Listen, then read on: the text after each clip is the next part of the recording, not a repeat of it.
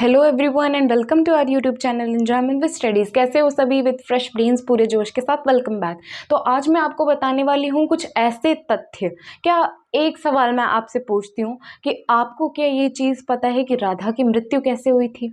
राधा की मृत्यु एक राज जैसे बन के रह गई है, किसी ने जानी ही नहीं, ना ही किसी को पता होती है। तो ये चीज़ मैं आपको बताने के लिए वीडियो बना रही हूँ। आप मेरे लिए वीडियो पर लाइक कर दो, चैनल सब्सक्राइब कर दो, अपने फ्रेंड्स के साथ शेयर कर दो वीडियो। तो देखिए, इस पूरी वीडियो में मैं आपको बताऊंगी कि राधा की मौत कैसे हुई थी। आखिर श्री कृष्ण ने अपनी बांसुरी क्यों तोड़ी थी? श्री कृष्ण के लिए सबसे ज्यादा प्रिय राधा और बांसुरी है। ये दोनों ही चीजें एक दूसरे से जुड़ी हुई है। जब भी प्रेम कहानी का नाम लिया जाता है ना, तो श्री कृष्ण और राधा की प्रेम कहानी की मिसाल दी जाती है, क्योंकि उन दोनों का प्रेम अमर है। तो देखिए, बात कुछ ऐसी थी कि श्री कृष्ण और राधा वृंदावन में रहा करते थे।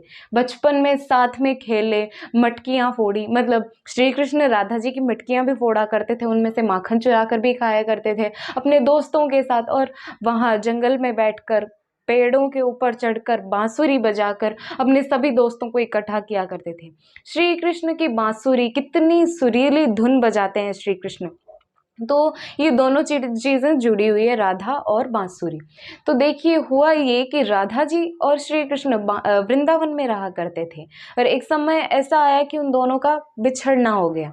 जब वो बिछड़े, श्री कृष्ण अपने मथुरा में चले गए। जब वो मथुरा में गए, तब उन्होंने कंस का वध किया, वहां के सारे वासियों को ले जाकर द्वारका में बसा दिया। द्वारका इतनी सुंदर नगरी बनाई उन्होंने। और इतने समय में जब श्री कृष्ण मथुरा चले गए थे, तो पीछे से राधा जी का विवाह हो गया था यादव वंश में। यादव कुल के किसी राजकुमार के साथ राधा जी का विवाह हो गया था। विवाह होने के बाद वह एक पत्नी रूप में अपने सारे कर्तव्य निभाती हुई नजर आई।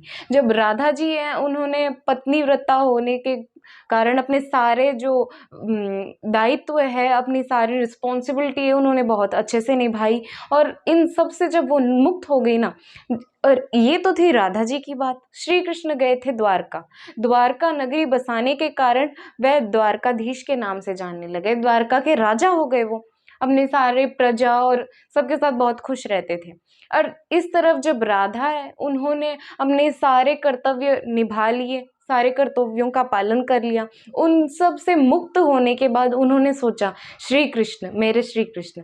देखिए, विवाह तो हो गया था यादव के राजकुमार के साथ, पर मन में दिल की धड़कन तो श्री कृष्ण के लिए ही थी ना, क्योंकि बचपन में इतने क्लोज थे वो लोग, सब कुछ बस एक दूसरे के लिए।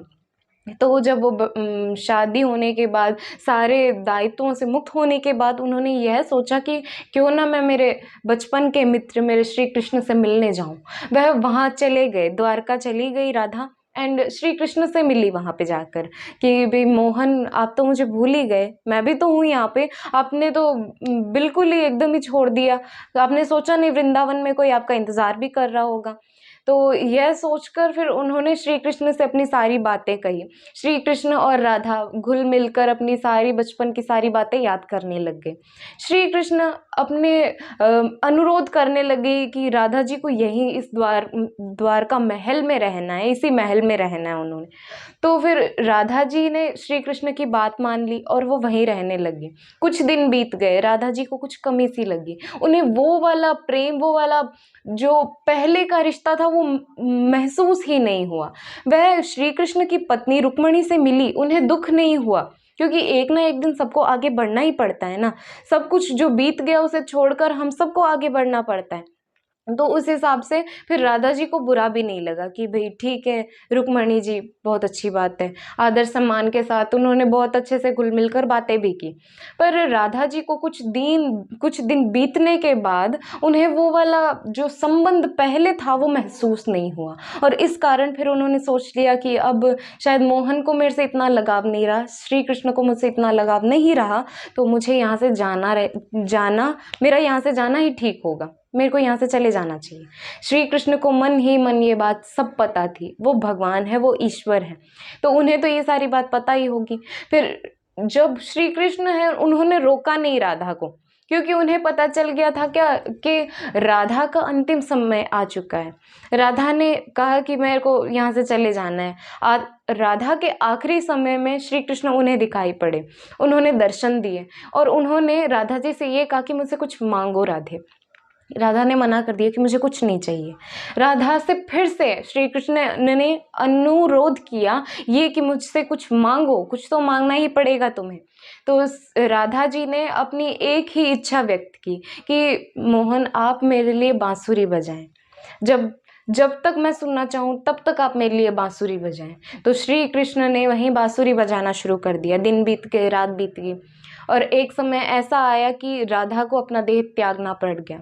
तो उन्होंने अपने प्राण त्याग दिए, अपने शरीर को छोड़ दिया, आत्मा मुक्त हो गई। और ये मालूम होने के बाद श्री कृष्ण के लिए बचा ही क्या था। उन्हें पता था कि राधा और हम कभी एक नहीं हो सकते, पर उनका प्रेम अमर था। ये चीज पता होने के बावजूद भी वो टूट से गए, अंदर ही अंदर कुछ बचा नहीं। तो जब अंदर से टूट गए ना, तो वो बांसुरी जो थी वो राधा के लिए ही तो थी।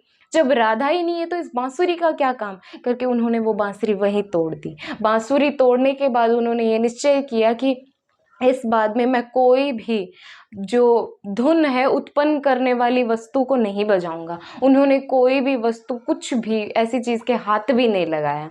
तो ऐसा हुआ, इस वजह से बांसुरी जो है वो श्री कृष्ण द्वारा तोड़ी गई। राधा की मृत्यु ऐसे हुई। देखिए पहले ही ना भगवान का सब लिखा हुआ था कि मृत्यु लोक में श्री कृष्ण और राधा जो है ना वो साथ में रहेंगे। अब अपने को ये पता है कि विष्णु जी का अवतार ही श्री कृष्ण है और माता रानी का अवतार जो है वो राधा है। मृत्यु लोक में भी वो साथ रहने के लिए आए, माने धरती लोक में हमने द्वापर युग में उन्होंने यही तो किया, साथ में थे वो। तो ये चीज थी। कैसी लगी वीडियो? बहुत मैंने रोचक ही बात बताई है, आपको आसानी से नहीं पता चल पाती ये बात अगर मैं शायद नहीं बताती आपको। तो वीडियो पे लाइक कर दो, चैनल सब्सक्राइब कर दो, अपने फ्रेंड्स के साथ शेयर कर दो। बहुत ही इंटरेस्टिंग बात बताई है मैंने आपको। So bye and have a great day.